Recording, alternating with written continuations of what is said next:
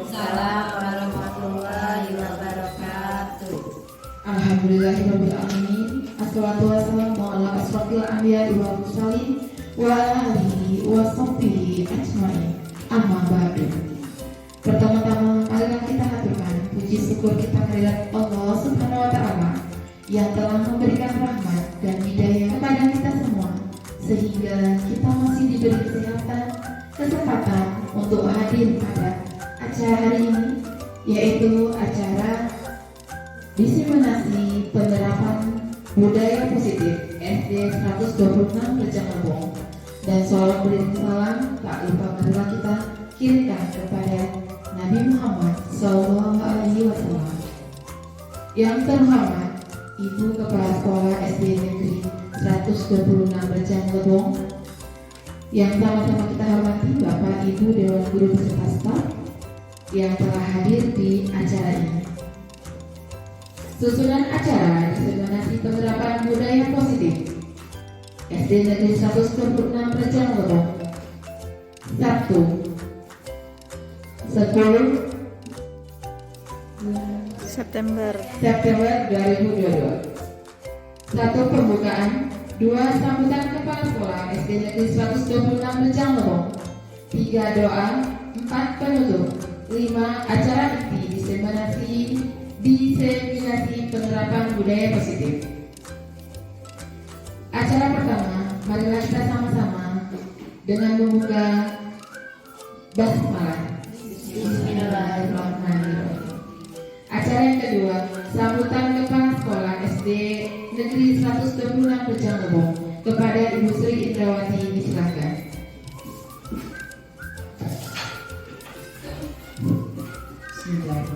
Assalamualaikum warahmatullahi wabarakatuh. Waalaikumsalam warahmatullahi wabarakatuh. Yang terhormat Bapak Ibu SD 126,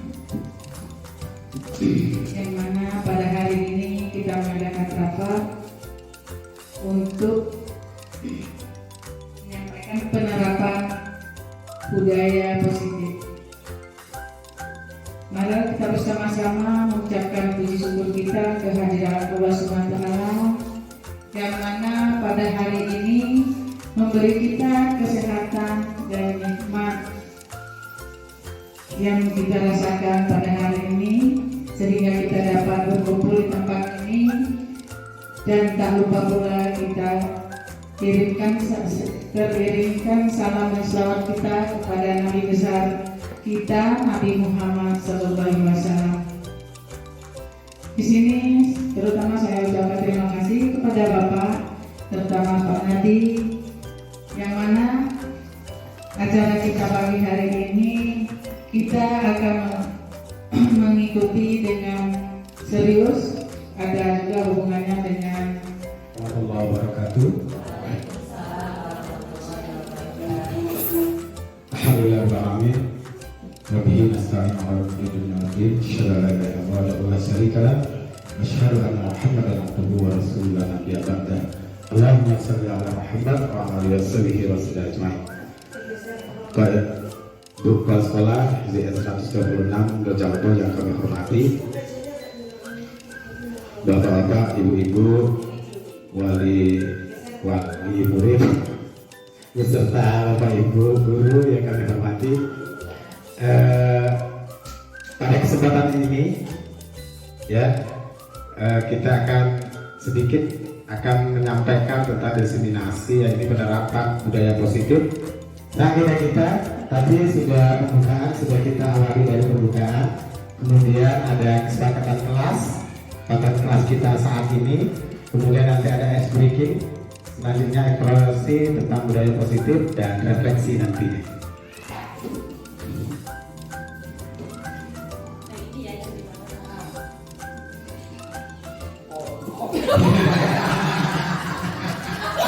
Silakan.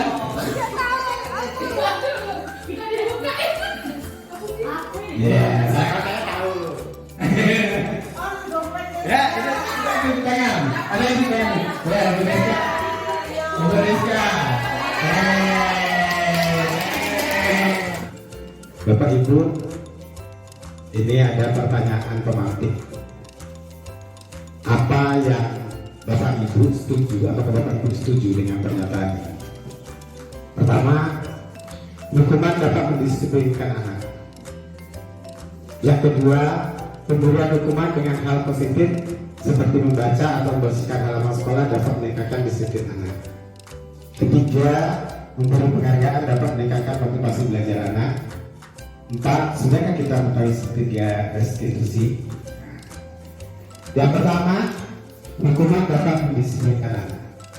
Kalau setuju ada alasannya, kalau tidak setuju ada alasannya. Ya. Hukuman dapat mendisiplinkan anak. Ada yang setuju? Yang setuju? Nah, alasannya. Ada alasannya. Setuju. Boleh. Silakan beri alasan. Hukuman dapat mendisiplinkan anak. Menurut saya setuju. Alasannya, anak itu nggak ulang lagi, takut kena hukuman lagi. Seperti contohnya curi ambil kotak sampah keliling, nah, dia jerah, nggak ulang lagi. Ya, oke. Ya, kita hapus dulu itu Indonesia. Ya. Oke, dari Indonesia silakan. Itu yang setuju. Ada yang setuju lagi dengan alasan yang lain? Itu yang setuju. Atau setuju semua? Ada yang tidak setuju? Ada yang setuju, ada yang tidak setuju? Ya. Pastilah kalau setuju semua, mungkin ada alasan yang lain. Silakan. Atau ada yang tidak setuju?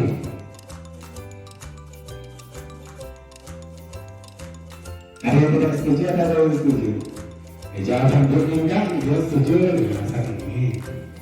Biasa, nggak apa-apa lah setuju dia tidak setuju. Ya, alasannya. Pemberian hukuman dengan hal positif seperti membaca atau Yang pertama dulu, hukuman dalam mendisiplinkan anak. Setuju? setuju. Ya, alasan dulu. Alasannya seperti anak yang di rumah biasanya dia bebas, setelah mendapat hukuman dari sekolah kemungkinan dia bisa meningkatkan belajar disiplin di rumah dan di sekolah. Oke, terima kasih. Dan dihapus lagi. Terima kasih. Ya, sudah 2 orang setuju. Ada yang tidak setuju? Setuju semua? Setuju semua? Ya, jawab kalau setuju, setuju semua. Setuju. Oke, ada yang setuju. Namanya jawab kan? Yang kedua, pemberian hukuman dengan hal positif seperti membaca atau membersihkan halaman sekolah dapat meningkatkan disiplin anak. Ada yang setuju? Setuju ini? Yang kedua ini kami sangat setuju sekali. Di sini hukuman dengan hal-hal positif seperti membaca itu dapat meningkatkan anak-anak hobi membaca dan menambah ilmu mereka. Kemudian membersihkan halaman sekolah itu bagus sekali disebabkan anak-anak kalau tidak diberi hukuman mereka membuang sampah sembarangan. Ya kalau diberi hukuman, nah mereka sudah menjadi jiwa mereka untuk membersihkan halaman sekolah kita. Itu Pak, itu saja. Ya, terima kasih Bu Agus, Bu ini. Oke, ada yang lain? Mungkin saya tidak setuju Pak. Ya kan? Ada yang lain? Silakan. Ada yang lain? Itu dari apa ya? Dari Bu Emi. Dari kegiatan Bu Emi seperti itu. Ada yang lain? Silakan berpendapat. Setuju semua? Yang nomor 2 setuju semua? Setuju. Oke. Yang nomor 3, memberi penghargaan dapat meningkatkan motivasi belajar anak. Dari sini, dari teori kontrol dan stimulus respon. Siapa sebenarnya yang memiliki respon? Yang memiliki kontrol. Siapa yang tahu itu? Diri? Iya, diri sendiri. Termasuk anak. Ya, diri anak sendiri. Lanjutkan. Ini disiplin positifnya Bapak Ibu. Teori kontrol atau teori pilihan menurut William Glasser. Di sini Anda tidak bisa mengontrol orang lain, hanya Anda yang bisa mengontrol diri Anda.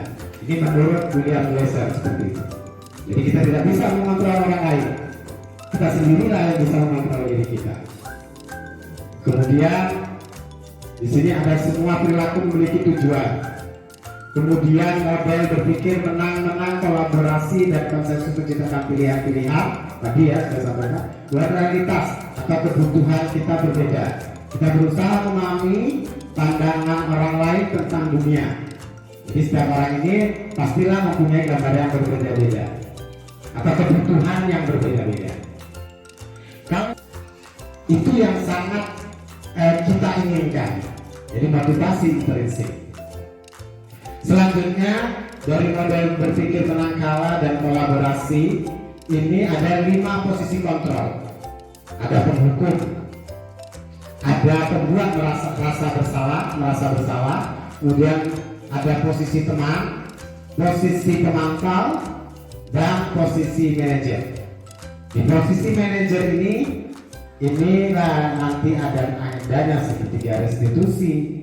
Yang intinya ada 3 ini di segitiga restitusi, ada menstabilkan identitas, validasi kebutuhan, dan menanyakan keyakinan. Nah, dari posisi ini nanti Bapak Ibu bisa menunjukkan posisi mana yang paling ideal sebenarnya kita sebagai guru.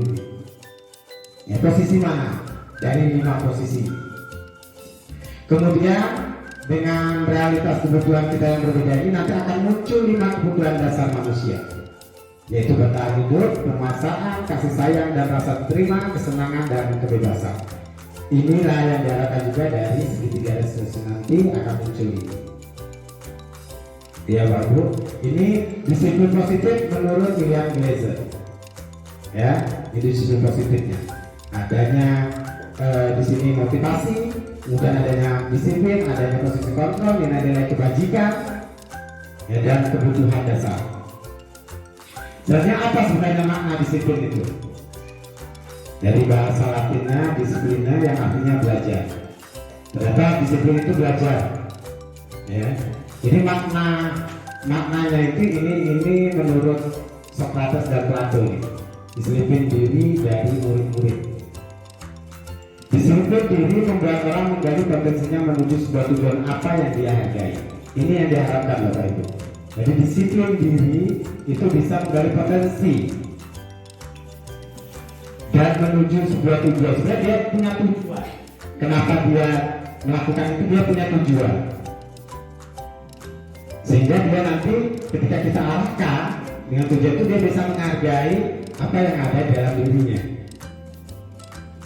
Kemudian namun dalam budaya kita, makna kata disiplin telah berubah menjadi sesuatu yang dilakukan seseorang pada orang lain untuk mendapatkan kepatuhan.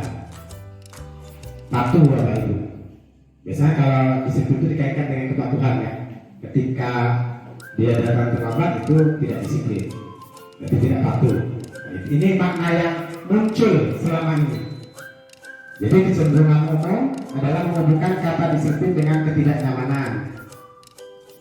Ya, tidak nyaman kalau anak ini datangnya ini pasti tidak nyaman lah, gitu ya, begitu. Kemudian bukan dengan apa yang kita hargai atau pencapaian suatu tujuan mulia mungkin. Dan kita saja yang tidak bisa mengetahuinya, seperti itu. Ini untuk makna disiplin. Dan nilai-nilai kebajikan, nilai-nilai kebajikan universal itu adalah sifat-sifat positif manusia yang merupakan tujuan mulia yang ingin dicapai setiap individu. Jadi setiap individu ini tujuan mulia. Nilai-nilai universal itu adalah tujuan mulia. Apa saja? Ya, baik itu dari bahasanya, suku bangsa, agama maupun latar belakang lainnya. Nilai-nilai itu misalnya yang pertama, setiap perilaku atau perbuatan memiliki suatu tujuan.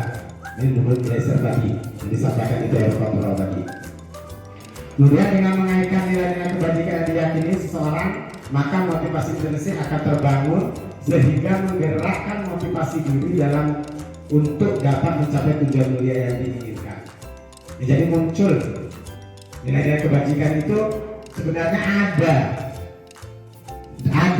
dalam diri anak-anak kita, itu sebenarnya ada di dalam diri anak-anak kita, ya, sehingga yang diharapkan adalah munculnya motivasi intrinsik tadi, ya, munculnya motivasi intrinsik tadi, sehingga dia apa yang dia inginkan itu ada. Nilai-nilai kebajikan yang ingin dicapai oleh setiap anak Indonesia ini sekarang ini dikenal dengan profil pelajar Pancasila. Ya, profil pelajar Pancasila itu ya 6 ini: beriman, bertakwa dan berakhlak mulia, mandiri, berpikir kritis, bineka global, bertoleran dan kreatif.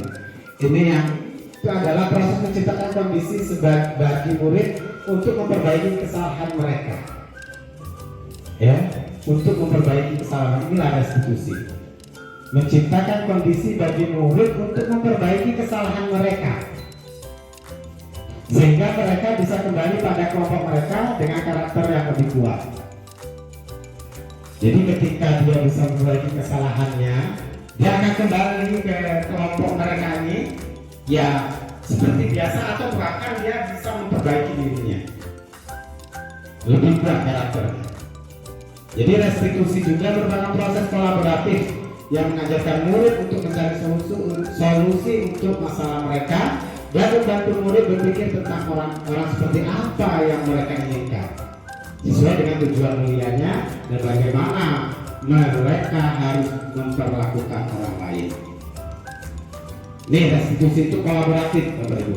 Kolaborasi antara guru dengan murid, ya, sehingga murid-murid nanti, anak kita ini bisa mencari solusi dari kesalahan yang diperbuatnya.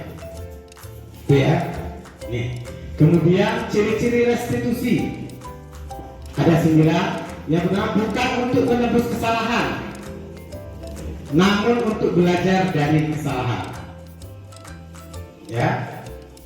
Jadi bukan untuk menebus kesalahan dia, aku ini salah. Dia melakukan kesalahan, bukan untuk menebus, tapi untuk belajar dari kesalahan itu. Aku ini salah ini, berarti aku harus seperti ini. Belajar dari kesalahan. Kemudian memperbaiki hubungan. Pasti ya, pasti ini akan terjadi. Karena misalnya berkelahi, itu pasti akan terjadi perbaikan hubungannya. Kemudian tawaran, bukan paksaan. Tawaran, bukan dipaksa. Kamu harus seperti ini. Dan restitusi juga menuntut untuk melihat ke dalam diri anak, termasuk ke dalam diri guru juga. Kemudian restitusi mencari kebutuhan dasar yang mendasari tindakan. Oh, anak ini sebenarnya melakukan ini ada yang tidak terpenuhi dari kebutuhannya. Kemudian restitusi ini diri adalah cara yang paling baik, memperbaiki dirinya itu cara yang terbaik. Kemudian restitusi fokus pada karakter bukan tindakan. Yang jadi catatan, restitusi fokus pada solusi, bukan cari-cari kesalahan. Fokus pada solusi. Restitusi membalikan murid yang berbuat salah pada kelompoknya. Nah, ini ciri-cirinya Bapak Ibu. Kalau Bapak itu mungkin sudah pernah melakukannya, pasti sudah pernah. Tapi mungkin ya karena belum terbiasa ya, belum tahu. Ini sebenarnya restitusi, gitu ya, gitu. Kemudian keyakinan kelas. Ini Bapak Ibu. Mengapa tidak peraturan? Mengapa tidak peraturan? Mengapa harus keyakinan kelas? Ini contoh di kelas saya Bapak Ibu. Ini keyakinan kelas. Ini keyakinan kelas yang dibuat oleh anak-anak. Kemudian anak-anak menandatangani bahwa dia apa yang dia buat itu dia tanda dia meyakini. Tugas kita yang mengingatkan. Ini keyakinan kelas yang buat sendiri, yang mereka buat sendiri. Ya, ini. Jadi ini contohnya, Bapak Ibu ya. Jadi keyakinan kelas itu kita lihat dari sini. Kita bisa cocokkan ini ke anak-anak. Misalnya, mengapa kita memiliki peraturan harus menggunakan helm bila mengendarai kendaraan roda 2? Apa kira-kira? Ada yang bisa? Mengapa sih kita harus menggunakan helm? Silakan. Ya. Oke.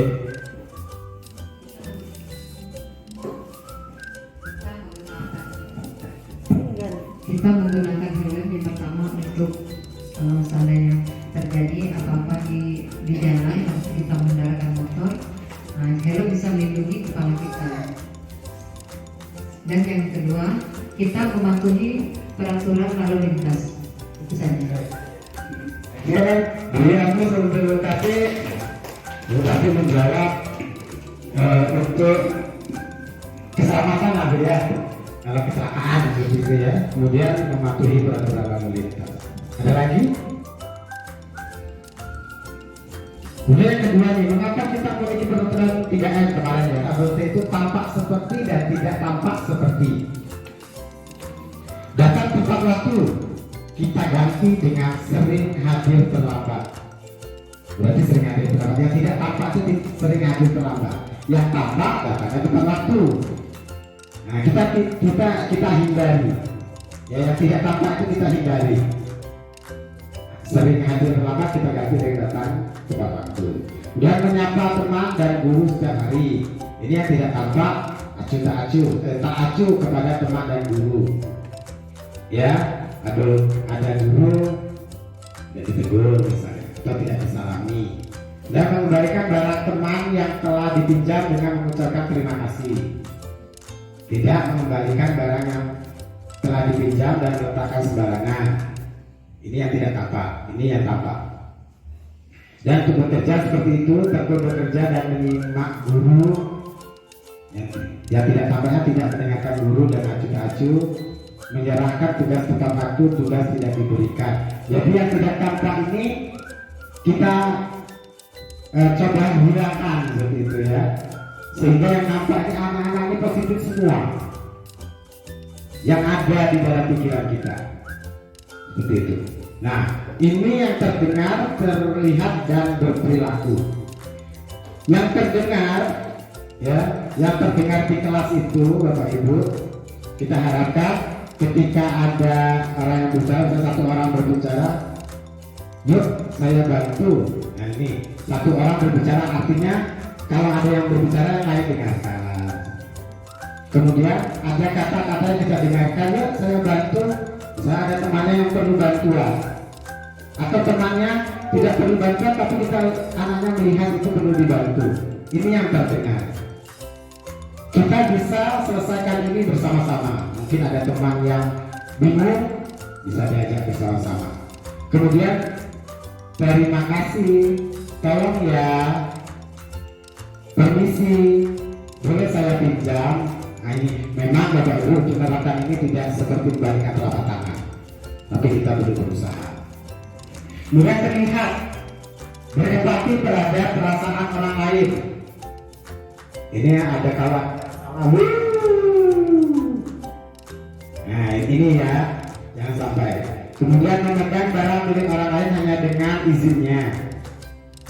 Ini ya minjam lah, minjam tidak ngomong. Nah itu. Kemudian mendengarkan dengan sesama jika ada teman yang ngomong atau gurunya yang ngomong. Dan sasa berbuat baik dan berbagi. Ini yang terlihat. Perilakunya yang terlihat adalah tersenyum ramah. Kemudian memberikan salam hormat, jabat tangan, atau apalah ya. Kemudian memberikan ruang bekerja. Kemudian postur tubuh yang tenang. Jadi anak-anak ini tidak terlihat cemas.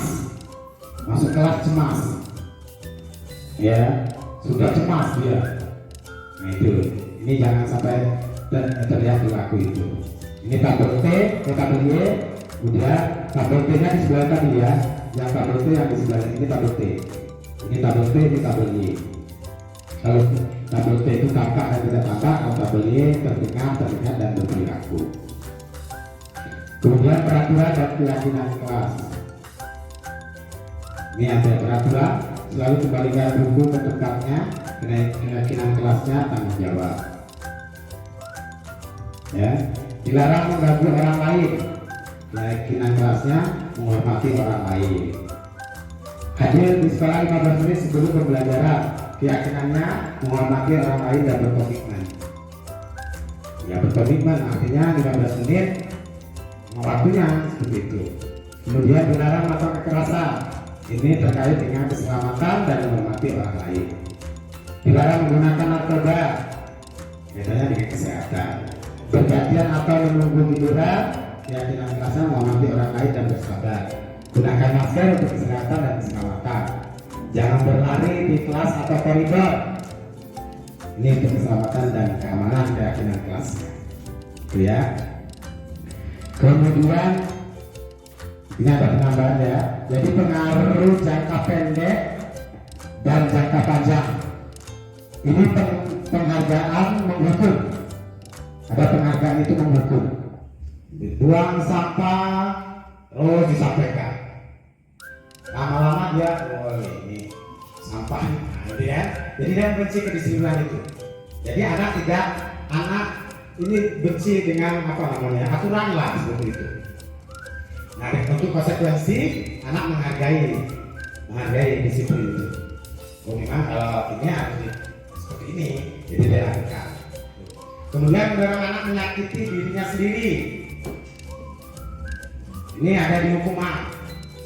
Mendorong anak untuk menyakiti dirinya sendiri. Ya, dia merasa dihukum terus. Akhirnya lama-lama ya menyakiti dirinya sendiri tadi. Aku kalau lama pasti cek juga berlaku duluan. Seperti itu. Tuh kan. Mendorong anak agar mudah menyesuaikan diri. Itu konsekuensi. Kemudian konsep diri yang buruk menjadi konsep diri yang baik atau konsekuensi. Anak belajar untuk menyembunyikan kesalahan.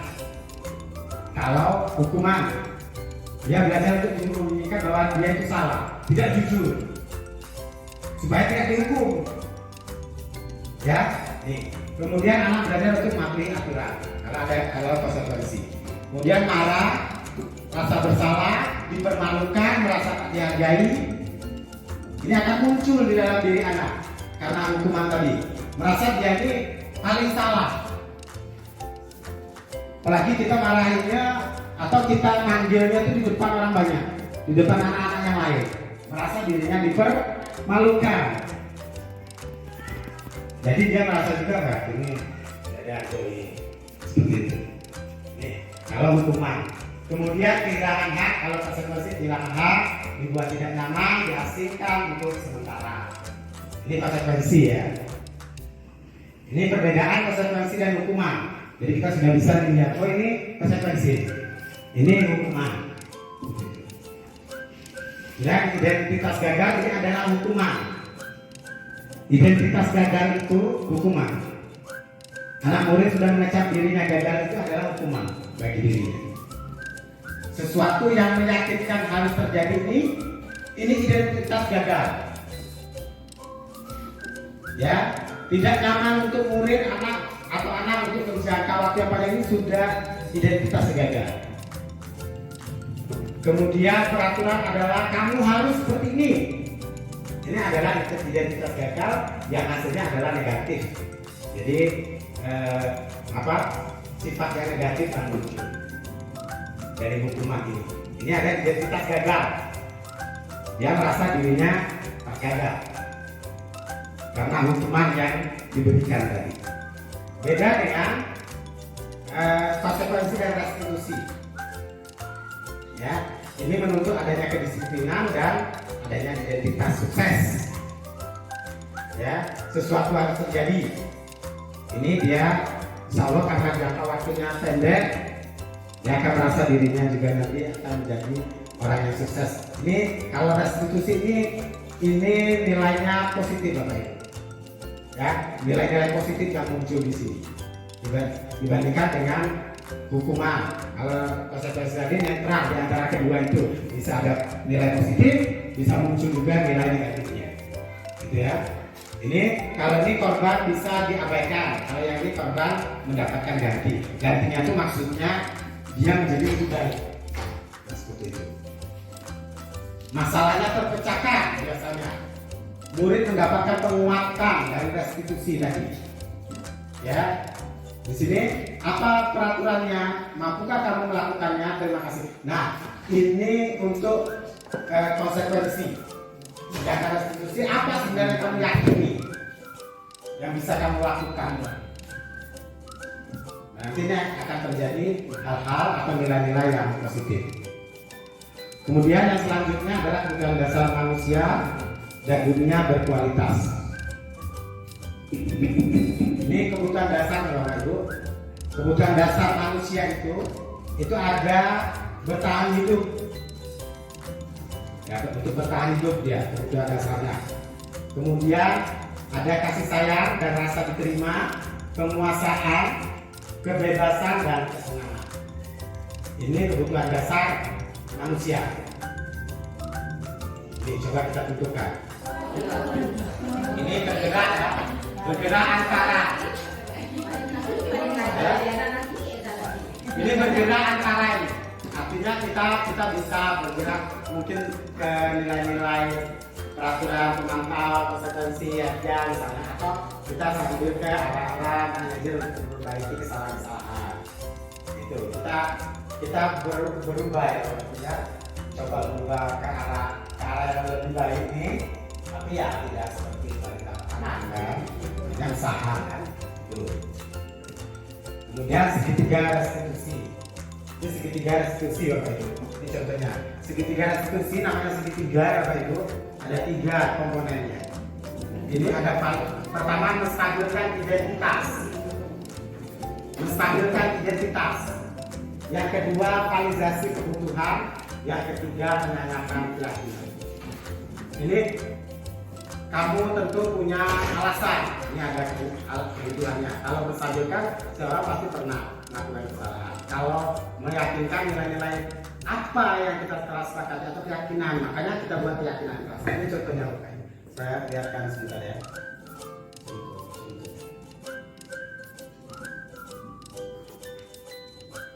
Ini contoh.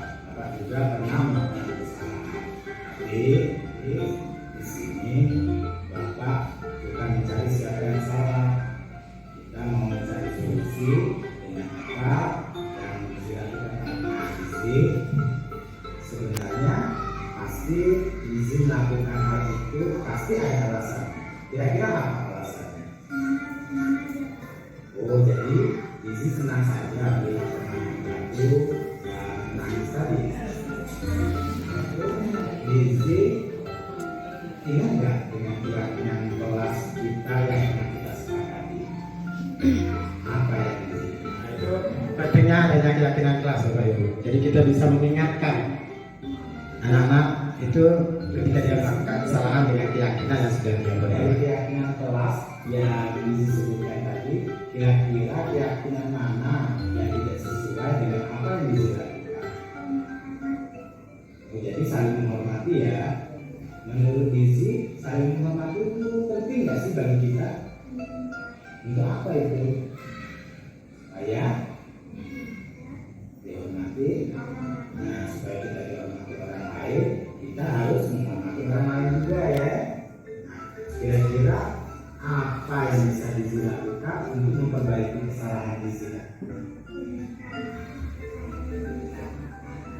Jadi minta maaf ya teman-teman yang disakiti tadi ya. Jadi kita memunculkan ide dia sendiri. Jangan kita terus memberikan solusinya. Dia mencari solusinya.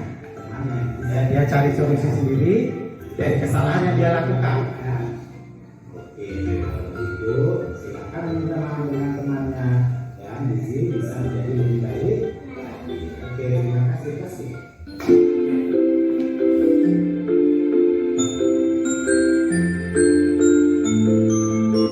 Bisa di like dan subscribe ya, Bapak Ibu. Oke, Bapak Ibu ya. Nah, itu sedikit contoh dari segitiga restitusi. Segitiga restitusi ya Bapak Ibu. Jadi segitiga restitusi itu dia berarah posisinya adalah ke manajer. Bagaimana? Yang pertama tadi menstabilkan identitas. Jadi jangan kita salahkan terus anak itu ketika dia melakukan kesalahan. Jangan kita salahkan terus. Kau ini seperti ini. Ah. Tapi kita ingatkan, oh memang manusia itu memang pasti pernah melakukan kesalahan. Memang manusia itu tempatnya salah. Kita stabilkan dulu identitas dia bahwa dia itu salah, tapi dia tidak merasa dirinya itu salah, maksud seperti itu. Nanti kita stabilkan dulu. Memang manusia ini memang nanti ada di pikiran memang manusia ini memang tempatnya salah seperti itu. Tempat melakukan kesalahan memang manusia inilah seperti itu. Jadi stabilkan ya. Kemudian validasi kebutuhannya. Sebenarnya dia melakukan itu tuh apa sih? Nah, kenapa sih? Ya. Nah, jadi jangan langsung dihukum. Mungkin terlambat, bisa jadi. Kita tanya alasan dia terlambat tadi. Bisa jadi atau bangunnya kesiangan kan? Nah itu alat memvalidasi kebutuhan. Dia memikirkan solusinya seperti ini. Oke, Bapak-Ibu, ini segitiga restitusi. Ini segitiga restitusi ini untuk memperbaiki kesalahan. Ini contoh menstabilkan tadi sudah saya perlihatkan contohnya dalam bentuk video. Ini hanya contoh dalam bentuk tulisan ya. Berbuat salah itu hal yang manusiawi, tidak ada manusia yang sempurna. Ini untuk menstabilkan identitas, artinya memang manusia itu salah. Kemudian validasi kebutuhannya. Kamu bisa saja kan melakukan hal yang lebih buruk, tapi kamu tidak melakukannya. Misal ada anak yang ribut di kelas nih, ribut di kelas atau ributlah di kelas kan. Kemudian dia yang tadi yang marah, yang kawannya tadi marah karena diganggu tadi, marah yang diganggu tadi. Nah setelah marah itu tadi mungkin dia bisa. Nah, makanya tadi kamu bisa sebenarnya melakukan yang lebih buruk. Mungkin dia tidak tendang, tidak ninju, tapi dia mau dengan omongan aja seperti itu. Nah, itu ya. Tuh. Kemudian selanjutnya menanyakan keyakinan. Nah, ini keyakinan bisa jadi keyakinan kelas atau nilai-nilai lah yang dia tahu dan saling menghormati, saling menghargai seperti itu. Nah, jadi tanyakan bagaimana solusinya. Dari keyakinan itu anak itu suruh mencari solusi supaya tidak melakukannya. Ini nanti ya intervensi 30 detik kita dengan anak-anak itu bisa jadi apakah kamu ingin berbuat lebih baik? Nah, seperti tadi saya tanyakan, Bisi mau lebih baik kan? Nah, seperti itu. Nah, itu paling tidak 30 detik tanyakan itu. Apakah saat ini kamu sudah menjadi orang yang sedang kamu inginkan? Dia melakukan kesalahan itu, apakah itu yang dia ingin? Sebenarnya tidak. Nah, makanya kita stabilkan. Ya Bapak Ibu. Ini banyak untuk intervensinya. Apa yang kamu inginkan, peraturan apa misalnya. Kita berikan kebebasan kepada anak sesuai dengan kebutuhannya. Oke, selesai Bapak Ibu. Terima kasih ya. Nah ini jadi Bapak Ibu, budaya positif terutama tentang keyakinan kelas. Keyakinan kelas ini penting untuk kita terapkan kepada dalam kelas. Nanti lebih besarnya budaya positif itu terjadi di sekolah kita. Ya, budaya positif itu bisa terjadi di sekolah kita. Ini yang lebih penting. Ya, tapi kita awali dari kelas kita masing-masing. Kita buat keyakinan kelasnya supaya anak-anak bisa menghargai dirinya sendiri dengan keyakinan kelas yang dibuatnya bersama-sama. Mungkin itu saja Bapak Ibu yang bisa disampaikan. Semoga apa yang disampaikan ini bisa memberikan pencerahan kepada kita bersama. Kita saling berkolaborasi, ya, kita saling berkolaborasi, kita saling memperbaiki diri, ya, kita saling memperbaiki diri agar kita bisa lebih baik lagi, ya. Itu Bapak Ibu. Dan kalau bisa teman-teman, bisa yang terutama yang masih muda-muda, yang honor, yang masih muda-muda ini, tidak program guru bergerak ini sekarang ada di pos angkatan 8, 9, 10. Ikuti ya program ini, ya, kita ikuti bersama-sama. Ya, sebenarnya ilmunya luar biasa, ya. Bukan hanya kalau cari apa ya, kalau cari sertifikat memang sertifikatnya 365 jam kalau tidak salah sertifikatnya. Cuman kalau saya tidak mencari sertifikat, tapi paling tidak ilmunya bisa diterapkan di sekolah. Itu jadi saling berkolaborasi. Saya mohon bisa berkolaborasi dengan teman-teman semua. Itu saja yang bisa disampaikan. Ada kesalahan dari kata-kata saya mohon maaf. Pada Allah sama-sama kita mohon ampun. Assalamualaikum warahmatullahi wabarakatuh.